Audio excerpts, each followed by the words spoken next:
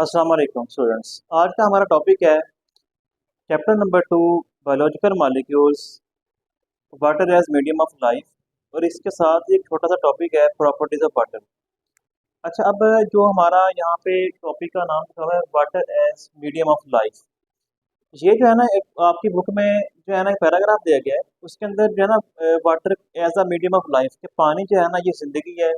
Water जो है इसी की वजह से जो है ना वो लाइफ या जिंदगी जो है वो बिल्कुल ठीक काम कर रही है, या लाइफ जो है वो है ही सिर्फ वाटर की वजह से। इस तरह की बातें इसमें लिखी हुई हैं। इस तरह इसमें इस पैराग्राफ में जो है मैं वैसे सिर्फ आपको वर्बली बता देता हूँ कि इसके अंदर क्या लिखा हुआ है, क्योंकि सिंपल सी रीडिंग है। जब आप इसको स्टडी करेंगे, रीडिंग करेंगे, तो आपको इजीली समझ लग जाएगा। तो water as medium of life से मुराद ये है कि वाटर जिस तरह 70% जो हमारी अर्थ है, इसके ऊपर ओशंस की फॉर्म में, सीज की फॉर्म में वाटर मौजूद है। ठीक है। इसके अलावा अगर हम बात करें, हमारा जो बॉडी है उसके अंदर जो है वो बहुत ज़्यादा वाटर जो है वो 75 से 80 के बीच में जो है वाटर मौजूद है। अगर हम बात करें बोन्स की, इसमें 20% वाटर मौजूद है। अगर हम बात करें अपना क्या कहते हैं ब्रेन के सेल्स की, उसमें जो है वो 90% वाटर मौजूद है। अगर हम बात करें जेली फिश जो होती है, उसकी पूरी बॉडी ही वाटर है, यानी कि 99% जो है वाटर है, ट्रांसपेरेंट बॉडी है जेली फिश की।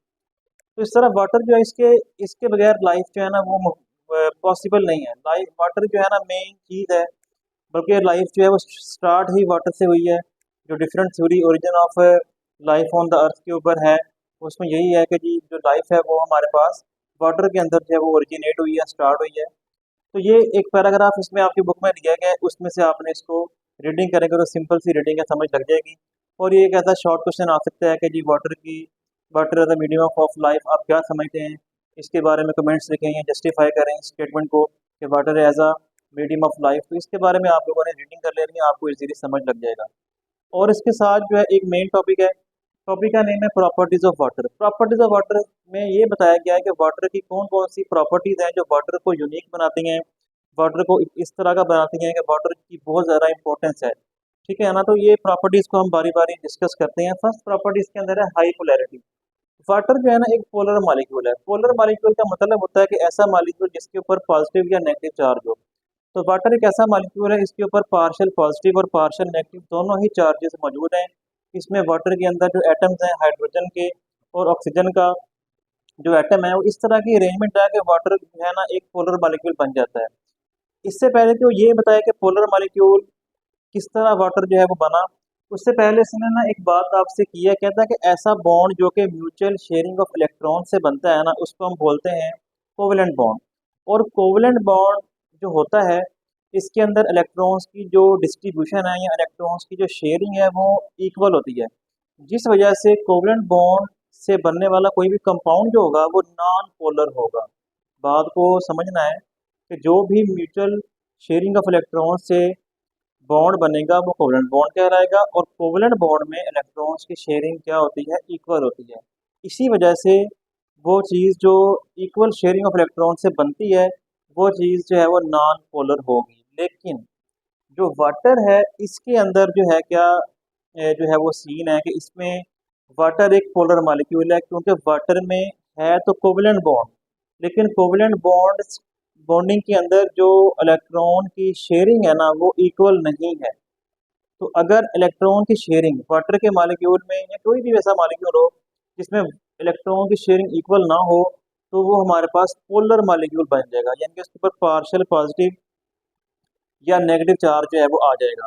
अगर आप यहाँ पे इसमें देखें इस स्ट्रक्चर में, तो यहाँ पे ये ऑक्सीजन का मॉलिक्यूल है, सार इसके जो है वो टू ये ऑक्सीजन का एटम है, और सार इसके टू जो है वो हाइड्रोजन के एटम्स हैं।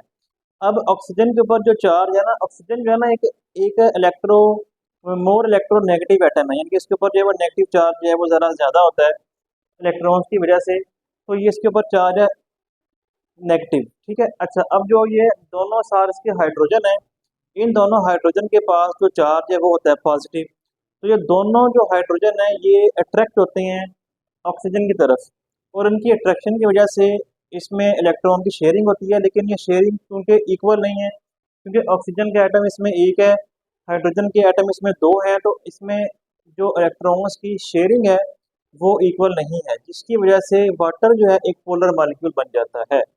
तो जब ये पोलर मॉलिक्यूल बन जाएगा, उसके उससे क्या होगा कि ये जो है ना एक सॉल्वेंट बन जाएगा। मतलब वाटर या पानी के एक ऐसा लिक्विड है कि जिसके अंदर बहुत सारे दूसरी चीज़ें जो है ना वो इसके अंदर मिक्स हो सकती हैं, इसमें डिज़ोल्व हो सकती हैं, क्योंकि वाटर एक सॉल्वेंट है। सॉल्वेंट वो होता है जो किसी भी सोल्यूट को या किसी भी और चीज़ को अपने अंदर जो है वो डिज़ोल्व कर ले, अपने अंदर मिक्स कर ले।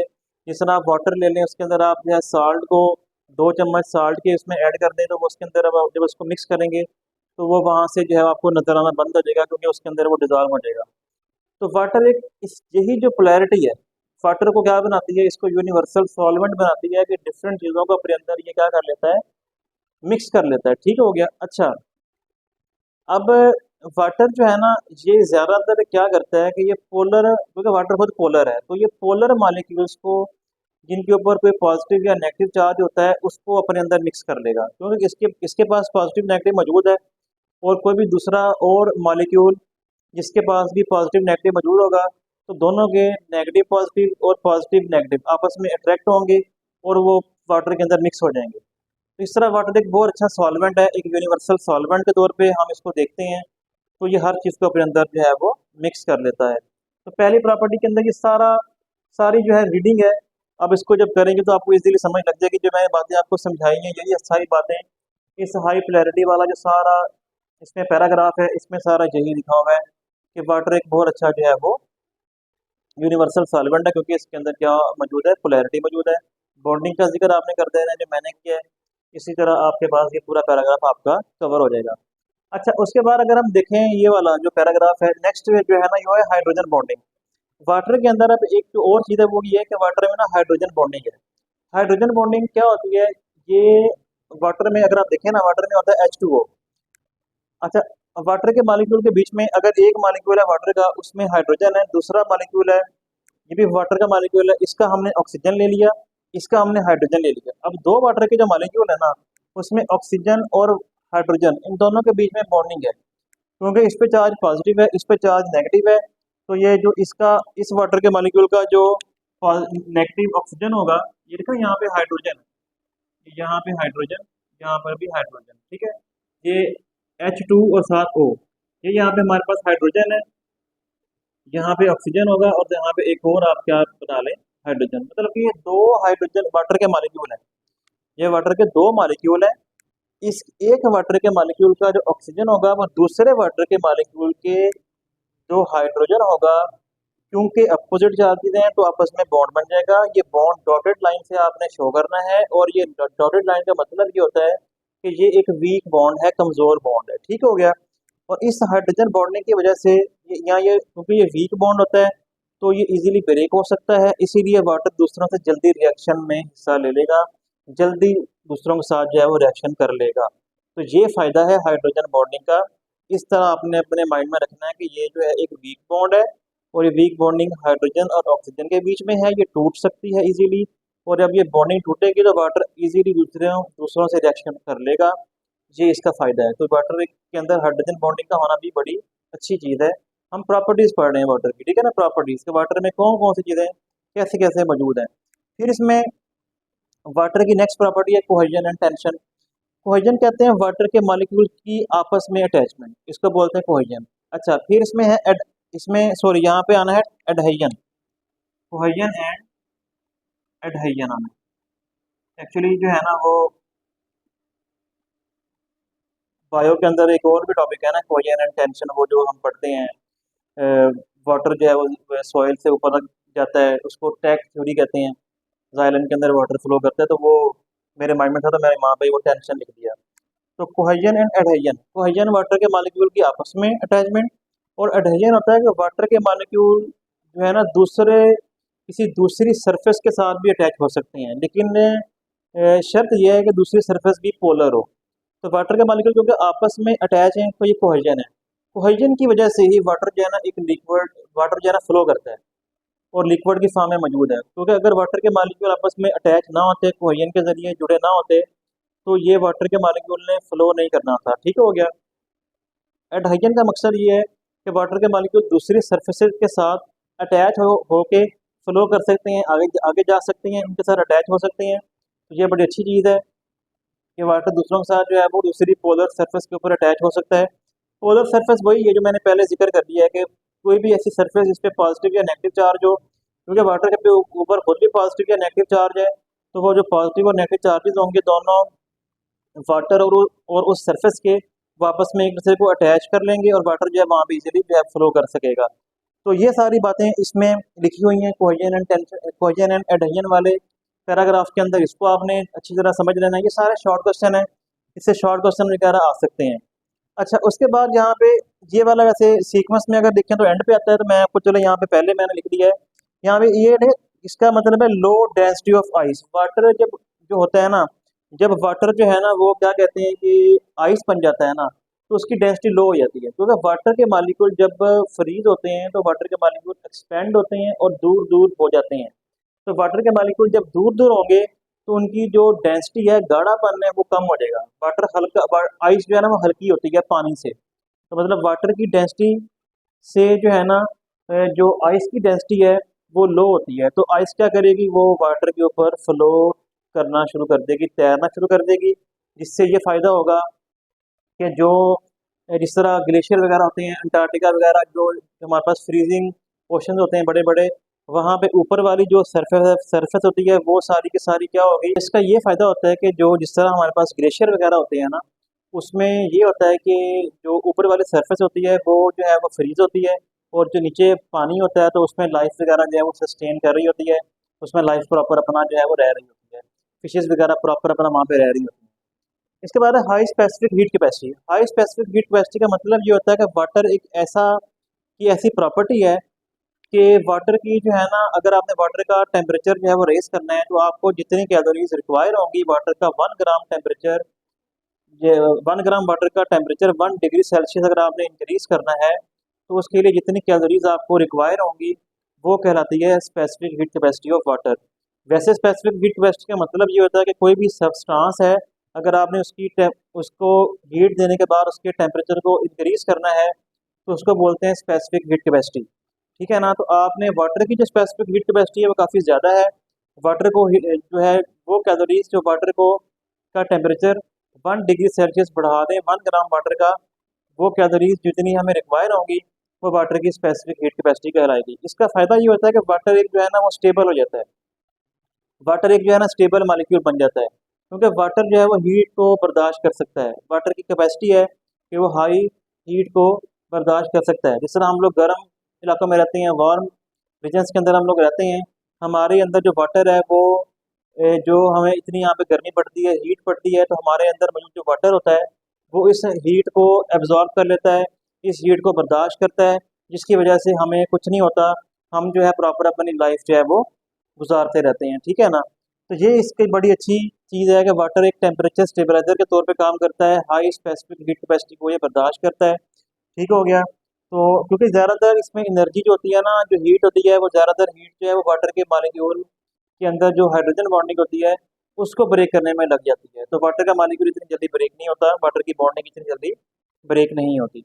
इसके बाद नेक्स्ट है फिर high heat of vaporization. Water जो होता है इसकी जो हीट ऑफ वेपराइजेशन है, यानी कि अगर आपने एक पर ग्राम वाटर को अगर आपने वेपर्स में कन्वर्ट करना है तो आपको 574 कैलोरीज चाहिए पर ग्राम वाटर को जो है वो क्या करने के लिए, वेपर्स में कन्वर्ट करने के लिए।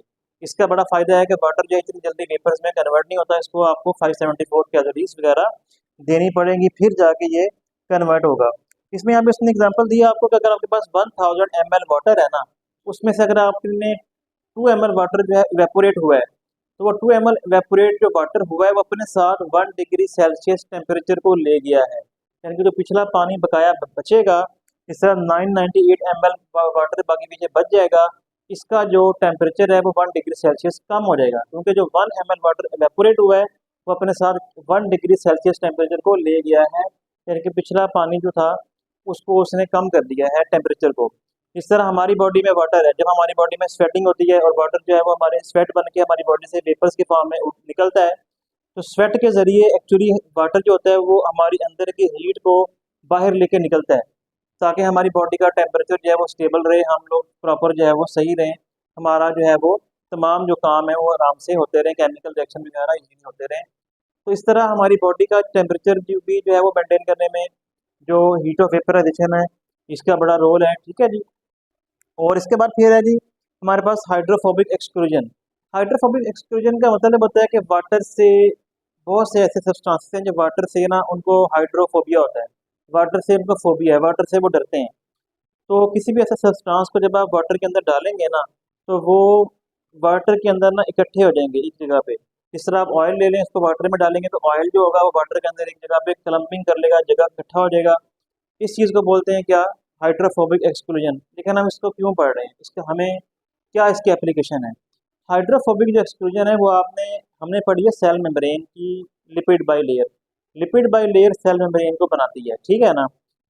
लिपिड बाई लेयर का जो स्ट्रक्चर मेंटेन है ना, लिपिड्स क्योंकि वो लिपिड है तो वो लिपिड्स जो है सेल के अंदर वाटर होता है तो वाटर के खौफ की वजह से, वाटर के डर की वजह वजह से वो जो लिपिड बाई लेयर है वो अपने आप को सेल के इर्द गिर्द क्या कर लेती है, अरेंज कर लेती है और सेल की शेप को मेंटेन करती है वाटर की वजह से। तो वाटर अगर ना होता तो सेल मेम्ब्रेन की जो स्ट्रक्चर है उसकी जो इंटीग्रिटी है वो मेंटेन नहीं होनी थी।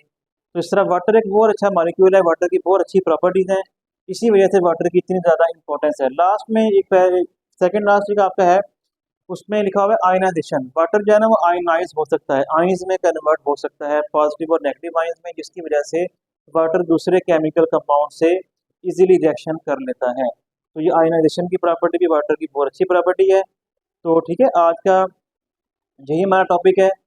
फिर इंशाल्लाह हम लोग नेक्स्ट टॉपिक आगे पढ़ेंगे इंशाल्लाह। आज के लिए इतना ही। अल्लाह हाफिज़।